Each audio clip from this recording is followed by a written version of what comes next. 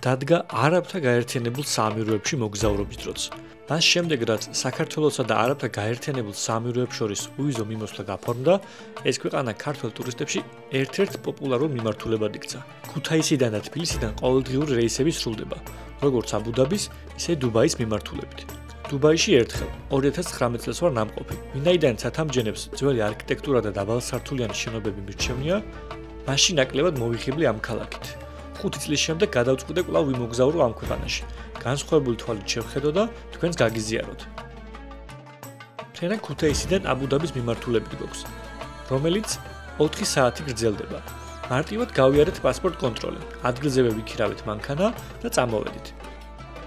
სტანდარტული მართვის მოწმობით ევროპაში, ამერიკაში, აზიის ბევრ ქვეყანაში მიქირავია მანქანა, მაგრამ აქ საერთაშორისო მოწმობაა საჭირო. მისი აღება მარტივია. ამისთვის საქართველოშივე მართვისა და პირადობის მოწმობით უნდა მიხვიდეთ შინაგან საქმეთა სამინისტროს მომსახურების სააგენტოში. გადაიხდით 109 ლარს და იმ დღესვე აიღებთ საერთაშორისო მართვის მოწმობას.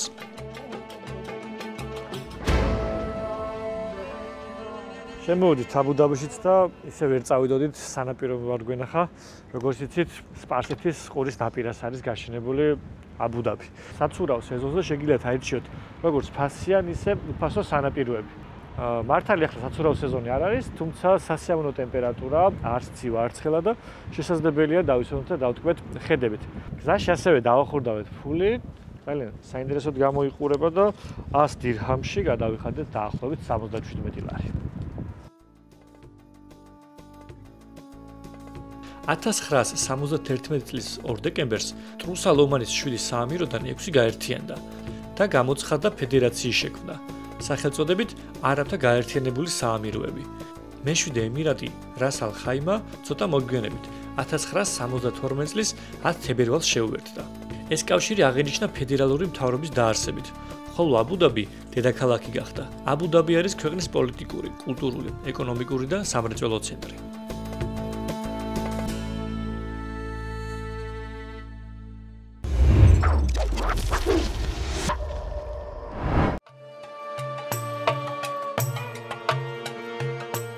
აბუ-დაბის ყველაზე გამორჩეული ღირსშესანიშნაობა შეიხ ზაიედის დიდი მეჩეთია. ჩვენს გეზი სწორედ მის სანახავად ავიღეთ. მეჩეთის ტერიტორიაზე შესვლისას გეკითხებიან, მომლოცველი ხარ თუ ტურისტი. აქედან გამომდინარე, პარკინგისკენ შესაბამისი მიმართულებით გიშვებენ. მეჩეთის დათვალიერება უფასოა, ხოლო აუცილებელია ოფიციალურ საიტზე კითხვარი შეავსოთ და შესვლის დრო მიუთითოთ. ამის შემდეგ საიტის შტრიხ-კოდს მოგანიჭებთ, რისი მეშვეობითაც შესვლას შეძლებთ. შემოწმება საკმაოდ მკაცრია. არსებობს ერთგვარი დრეს-კოდი. ქალებს სხეული დაფარული უნდა ჰქონდეთ. მამაკაცებს არ შეუძლიათ შორტებით შესვლა. შემოწმებისას პრობლემას გადავაწყდით. როგორც აღმოჩნდა, ამ ტერიტორიაზე ვიდეო გადაღება აკრძალულია. ჩამოგვართვეს მიკროფონები, ზოგიერთი გადამღების საშუალება, რომელსაც გასასვლელში დაგვიბრუნებენ. შეიხ ზაიედის მეჩეთი არაბთა გაერთიანებული საამიროების ყველაზე დიდი, ხოლო მსოფლიოში სიდიდით მე-6 მეჩეთია. მისი მშენებლობა საამიროების პირველი პრეზიდენტის, შეიხ ზაიედ იბნ სულთან ალ-ნაჰაიანის თაოსნობით 1996 წელს დაიწყო და 2007 წელს დასრულდა. სწორედ მის სახელს ატარებს მეჩეთი. მეჩეთის სამშენებლო მასალად გამოყენებულია მარმარილო, ოქრო, ძვირფასი ქვები. მთავარი სამლოცველო დარბაზი ერთდროულად 7000 მორწმუნეს, ხოლო მთლიანობაში მეჩეთი 40000 ადამიანს იტევს.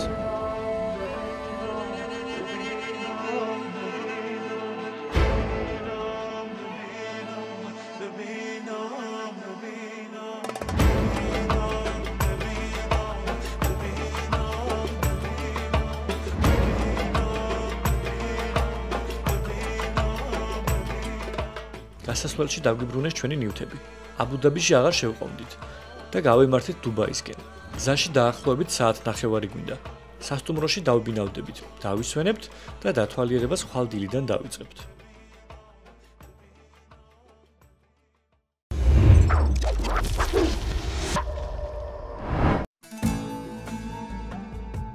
დუბაი მდებარეობს აღმოსავლეთ არაბეთის ნახევარკუნძულზე, სპარსეთის ყურის სანაპიროზე. ის არაბთა გაერთიანებული საამიროების უდიდესი ქალაქი და დუბაის საამიროს ადმინისტრაციული ცენტრია. სხვა შესაძლებლობებთან ერთად ის არის გლობალური სატრანსპორტო კვანძი. დუბაის როგორც ტურისტული ქალაქის პოპულარობა დღით დღე იზრდება მთელ მსოფლიოში. გასულ წელს დუბაი მე-7 ადგილზე გავიდა მსოფლიოში ყველაზე მონახულებად ქალაქებს შორის. პირველ რიგში, ჩემთვის ყველაზე საინტერესო ტური შევიძინე და მზად ვარ დღეს საინტერესოდ გავატარო. დუბაიში მოგზაურობისას ალბათ ყველაზე საინტერესო და დასამახსოვრებელი ტური ჩემთვის იყო საფარი ტური და ამ ჩამოსვლაზეც რა თქმა უნდა მის გარეშე ვერ წავიდოდი. ონლაინ შევუკვეთეთ ეს ტური, სულ ცოტა ხანში მოვა მანქანა, რომელსაც გავყვებით და დაიწყება ჩვენი უდაბნოს თავგადასავლები.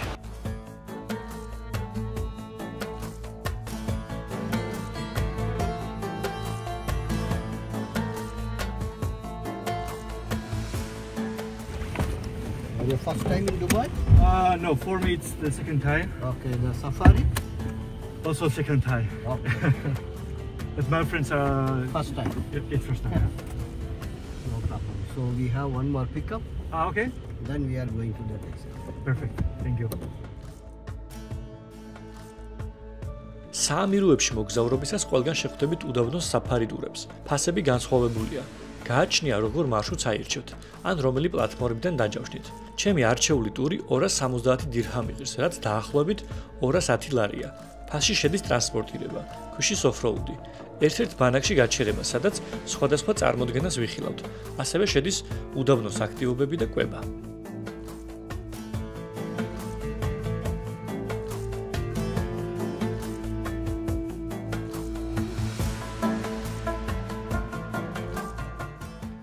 დაახლოებით 40 წუთიანი მგზავრობის შემდეგ მოვიდით ამ ადგილას, სადაც გვაქვს შესვენება.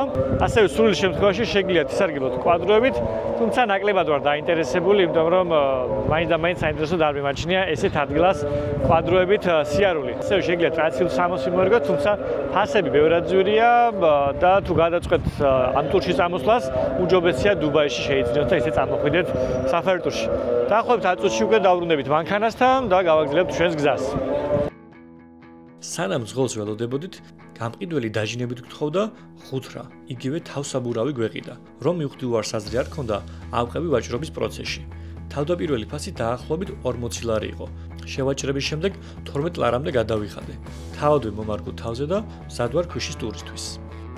ტურის დაწყებამდე ძღოლები უსაფრთხოებისთვის საბურავებიდან ჰაერის გარკვეულ რაოდენობას უშვებენ.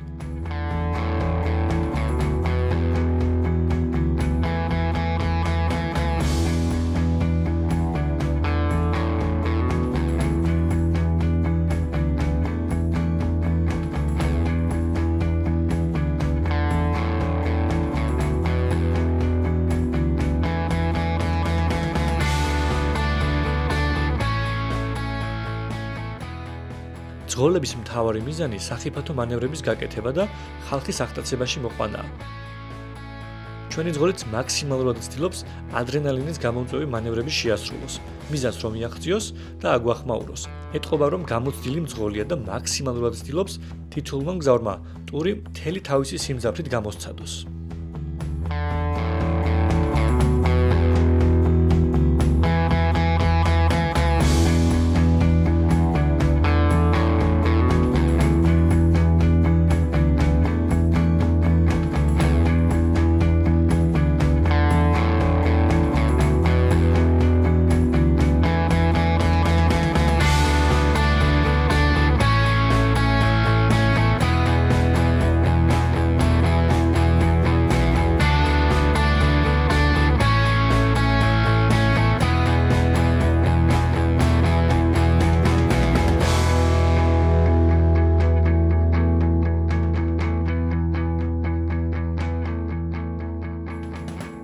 დაახლოებით 20 წუთიანი ოფროუდის შემდეგ მოვიდით ამ ადგილას, სადაც გავჩერდით ასევე 10 წუთით და გვექნება დრო რომ გადავიღოთ ფოტოები, დავტკბეთ უდაბნოთი, ხედებით.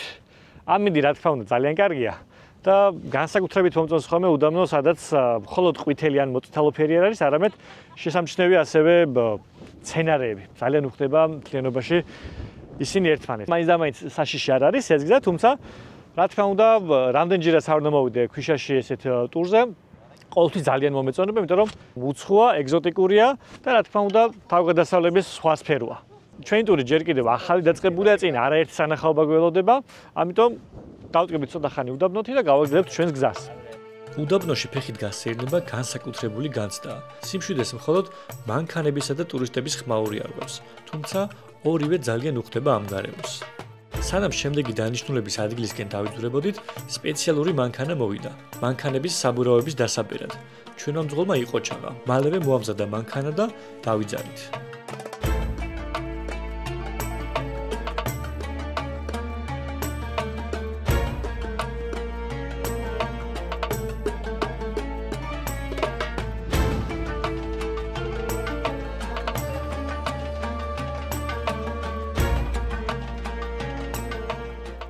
მალევე მივედით დანიშნულების ადგილზე. გავაჩერეთ მანქანა და შევედით შიდა ტერიტორიაზე.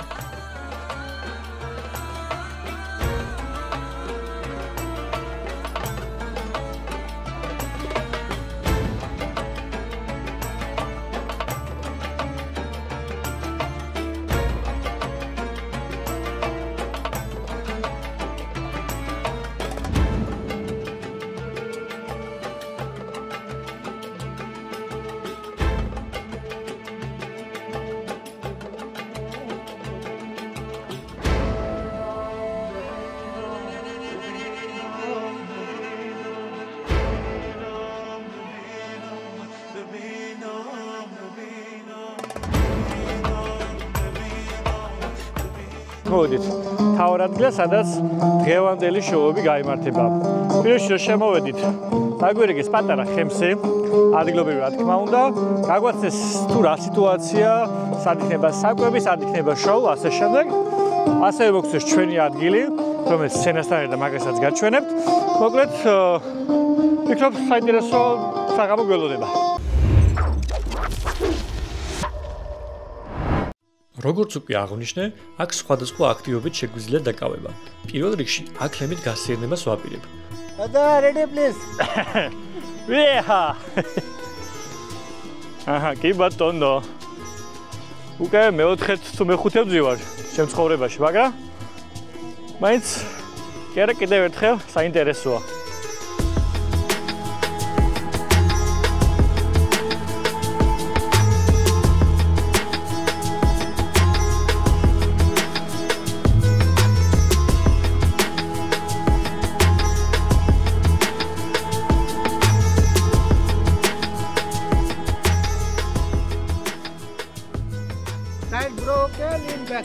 Okay. Კი ბატონო. Okay. კი ბატონო. აჰა. ეთი, შუქრან. სანამ თავი სანახაობა დაიწყება, ერთ აქტივობას კიდევ მოვასწრებ. გავემართა ქვიშის დაფის ასაღებად. ამ ბოლო მოგზაურობებში ბევრ ამას ვისკავ, რასაც ალბათ ადრე არ გავრისკავდი. და ეს არის ის შემთხვევა, როდესაც უნდა ავიდე ახლა ამ დაფით და ზევიდან დავეშვა ქვიშაზე.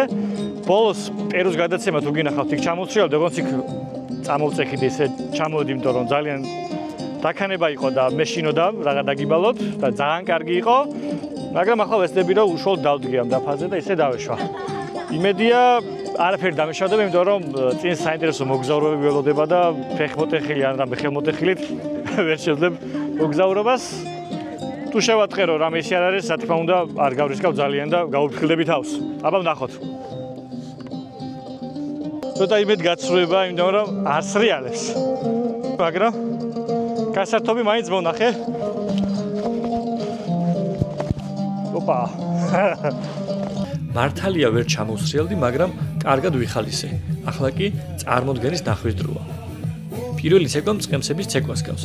შემდეგ მისტიკური დერვიშების ცეკვა იწყება.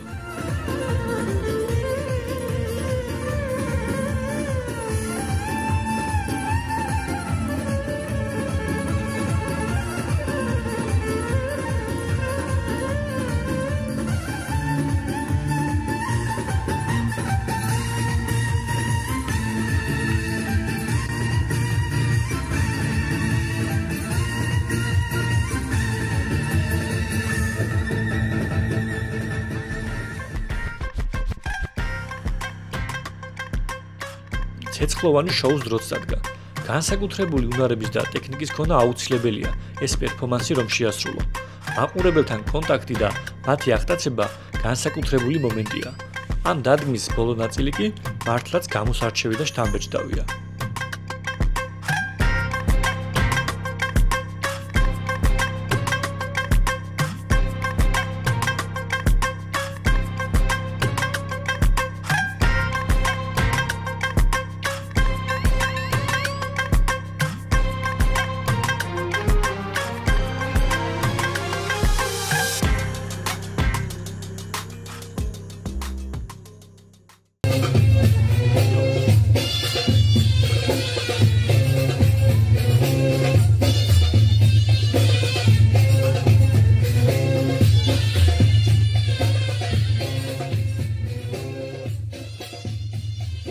სცენაზე მიმდინარე წარმოდგენის პარალელურად შეგვიძლია ეგრეთ წოდებული შვედური მაგიდიდან სასურველი რაოდენობით ავიღოთ საკვები და სასმელი, რაც ტურის ღირებულებაში შედის.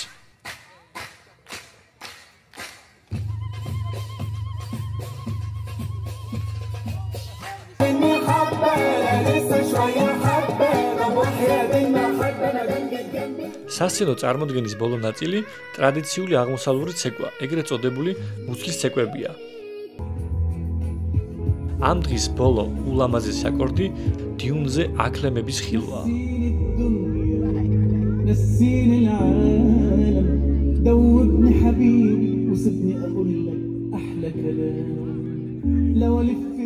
მორჩა დღევანდელი შოუ ძალიან საინტერესო იყო. იმის მიუხედავად რომ ნანახი მქონდა, დასწრებული ვიყავი, მაინც ძალიან მომეწონა. შედარებით განსხვავებული იყო თან და ვფიქრობ ძალიან საინტერესო დღე გამოგვივიდა.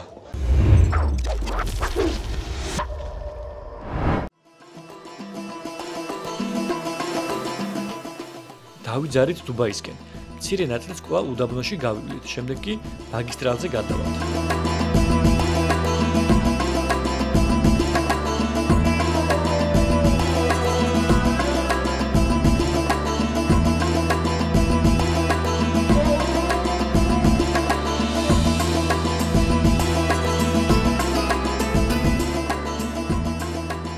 დაახლოებით 40 წუთიანი მგზავრობის შემდეგ დავბრუნდით დუბაიში. არც ერთი დაღლილი ვარ, ამიტომ გადავწყვიტე რომ ცოტა ხნით კიდევ გავისეირნო. თან აქვე ახლოს არის ცნობილი შადრევნების შოუ, რომელიც ზუსტად 15 წუთში დაიწყება. შადრევნის შოუ ყოველ 9 საათში ერთხელ იწყება. ყოველ დღე საღამოს 6 საათიდან ღამის 11 საათამდე. მისი ხილვა უფასოა და დასწრება ყველას შეუძლია.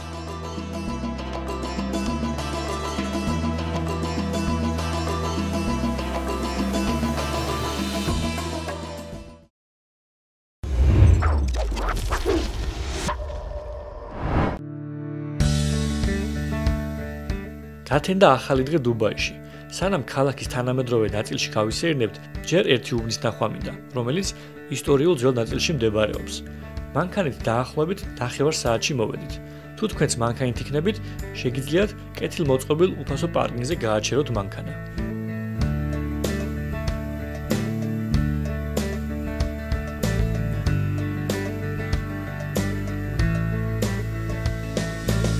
შეიძლება ითქვას, რომ მოვედით ნამდვილ ახლო აღმოსავლეთში, ვინაიდან აქ ისეთი გარემოა, ადვილად მიხვდები, რომ ნამდვილად ახლო აღმოსავლეთში ხარ და არა ცათამბჯენებით სავსე ქალაქში, სადაც ძირითადად თანამედროვეობაზე აქცენტი. პირადად მე ასეთი დასახლებები უფრო მომწონს, სადაც წარსულს შეიგრძნობ.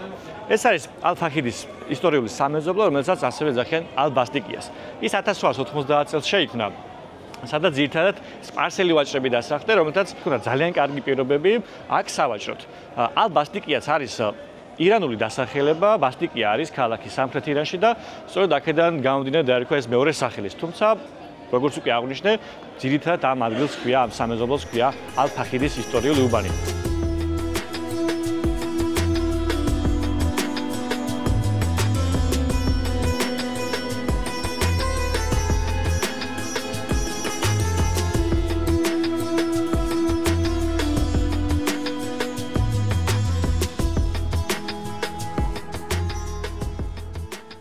მაღაზიები, ნივთები და თავად გამყიდველებიც იმდენად ავთენტურია, ძნელი დასაჯერებელია. სულ რამდენიმე კილომეტრში ცათამბჯენების ქალაქი რომ არსებობს. ერთმანეთს ენაცვლება სამკაულების, სამოსის, ანტიკვარიატის, სუვენირების, სანელებლების, ტკბილეულის მაღაზიები. ნამდვილი აღმოსავლური ზღაპარია.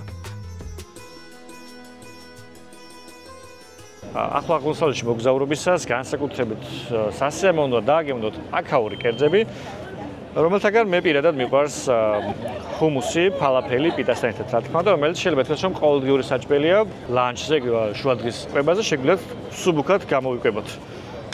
არ ვიცი როგორია აქ როგორ სამზადებენ, მაგრამ აი გადავიღებ. დასთავარია სრულად ჯანსაღი. ქართულად ესე, როგორც ჩვენთან იციან, პიტას შეგვიძლია გავტეხოთ და გავსინჯოთ.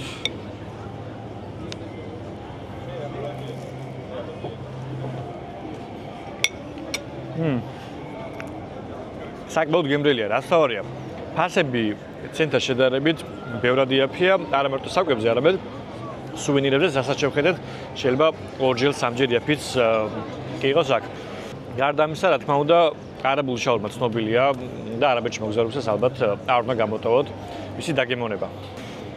ახლა შევწყვეტ გადაღებას და გავაგრძელებთ კვებას, იმიტომ რომ ძალიან მალე სამძლოდ გამოიყურება ყველაფერი. ყველაფერი უგემრიელესი იყო. თუ აქ მოსვლას გადაწყვეტ, გირჩევთ ნახევარი დღე მაინც გამოყოთ. კარგად რომ დაათვალიეროთ, ივაჭროთ, დაისვენოთ და წაიხემსოთ. ცოტა კიდევ გავისეირნებთ და კვლავ დუბაის ცენტრისკენ ავიღებთ გეზს.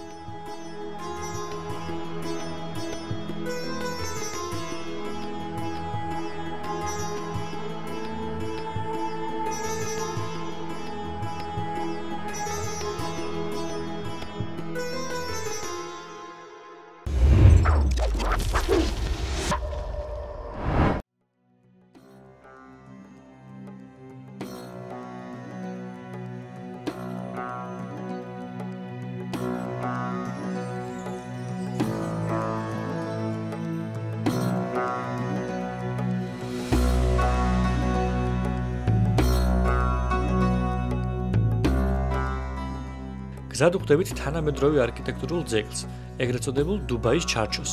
ეს არის ჩარჩოს ფორმის ნაგებობა, რომლის სიმაღლე არის 150 მეტრი, ხოლო სიგანე 95 მეტრი. თუმცა მისი ხიბლი სულ სხვა რამეში მდგომარეობს. თქვენ შეგიძლიათ ლიფტით ახვიდეთ შენობის ზედა ნაწილში, საიდანაც იშლება საოცარი ხედები. ერთ მხარეს ძველი დუბაი, ხოლო მეორე მხარეს ახალი დუბაი. ბილეთის საფასურის დასრულთათვის 50, ბავშვისთვის 20 დირჰამია. დაახლოებით 38-დან 15 ლარი. მაგრამ გაითვალისწინეთ, დღეში მხოლოდ 200 სტუმარს მასპინძლობს და 20 კაციანი ჯგუფებია.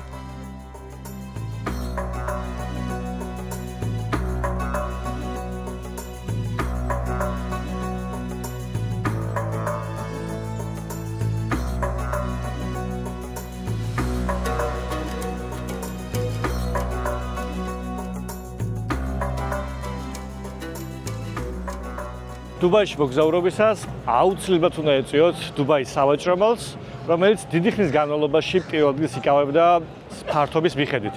თუმცა 2018 წელს აშენდა ირანის მოლი და სწორედ მან გადაასწრო ამ მოლს. შეიძლება არ გიყვარდეთ შოპინგი, არც მე გამოურჩევ შოპინგის სიყვარულით, თუმცა მაინც ანახავია. გამოვიდით გარე სივრცეში, სადაც ბურჯ ხალიფაა მსოფლიოში ყველაზე მაღალი შენობა. მისი მშენებლობა დაიწყო 2004 წელს, გაგრძელდა 6 წელი და შესაბამისად დამთავრდა 2010 წელს. მისი საერთო სიმაღლე 829 მეტრია და შედგება 163 სართულისგან. შიგნით ძირითადად განთავსებულია ელიტარული აპარტამენტები, რესტორნები, კომერციული ფართები, მოკლედ ყველაფერი დაგხვდებათ შიგნით. სულელებს შეგიძლიათ შეიძინოთ სხვადასხვა ტიპის ბილეთი, რომლის მეშვეობითაც შეგიძლიათ ახვიდეთ ზევით და განმოხედოთ მთლიან დუბაის. თუ თქვენს გადაწყვეტთ თაქასვლას, უმჯობესია ამისთვის რამდენიმე საათი გამოყოთ. დათვალიერება, ფოტოსა და ვიდეოს გადაღება დროში იცელება ტურისტების სიმრავლის გამო. საყიდლების გარდა სავაჭრო მოლში კაფეები, რესტორნები, სხვადასხვა გასართობებია. თუ ბავშვებთან ერთად იმოგზაურებთ, აუცილებლად მოინახულეთ წყალქვეშა ზოოპარკი, რითაც თქვენ და თქვენი პატარები აღფრთოვანებულები დარჩენით.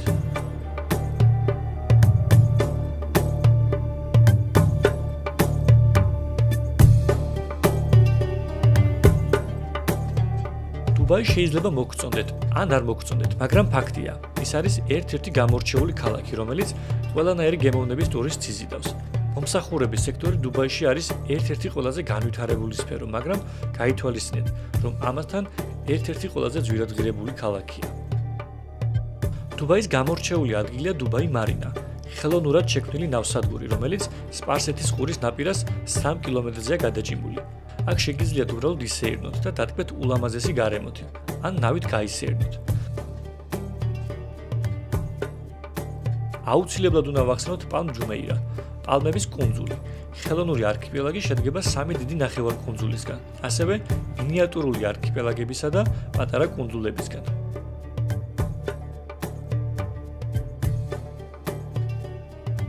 აღმოსავლურ საოცრებასთან დამშვიდობების და უკან დაბრუნების დროა. მეორე ჯერზე ამ ქვეყანაში მოგზაურობა ნამდვილად უფრო შთამბეჭდავი აღმოჩნდა.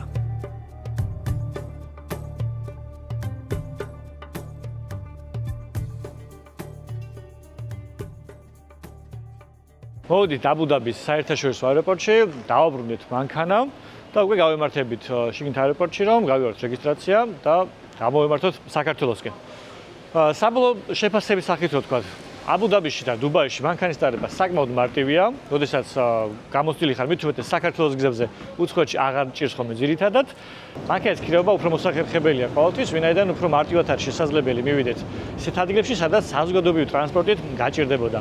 ან ტაქსის შემთხვევაში და ცალკე დავიქირავოთ ტურისტული კომპანიიდან მძღოლი, კიდევ უფრო აძვირებს მის მონახულებას. საწვავის ფასი 2.20 გამოდის დაახლოებით 1 ლიტრის ფასი ლარებში გადავიყვანოთ. ერთი დღის განმავლობაში მანქანა გამოვიდა 130 ლარი და ძალიან მშვენივრად ვიგზავნოთ, ყველაფერი კარგად მოვიარეთ, რაც მაინტერესებდა. დღევანდელი გადაცემა აქ სრულდება. შემდეგ გადაცემაში კიდევ ერთხელ ვიმოგზაურებთ დროში. ამჯერად უკვე სტამბოლში. გამოგყევით.